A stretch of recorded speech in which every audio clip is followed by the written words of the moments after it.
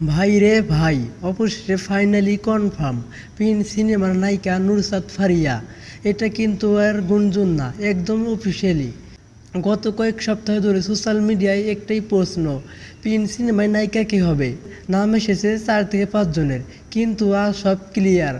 এবং এর সাথে আরেকটা বড় আপডেট, শুটিং কখন থেকে শুরু হবে। প্রথমে আসি শাকিব খানের বর্তমান অবস্থায়। শাকিব খান এখন সোলজার সিনেমার শুটিং নিয়ে ব্যস্ত। দেশের বাইরে রাতের অন্ধকারে শুটিং। এখন মূল বিষয়ে আসি, প্রিন্স সিনেমার নায়িকা নুসরাত ফারিয়া ফাইনালি কনফার্ম।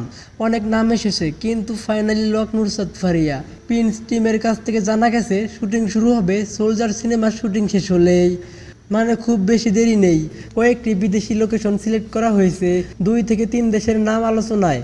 এখানে সব থেকে ইন্টারেস্টিং বিষয় হলো শাকিব খান এখন একের পর এক বিগ বাজেটের প্রজেক্টে সাইন করছেন। আর সোলজার সিনেমার লিক ফুটেজ রিভিউ চাইলে কমেন্টে লিখো, সোলজার রিভিউ চাই।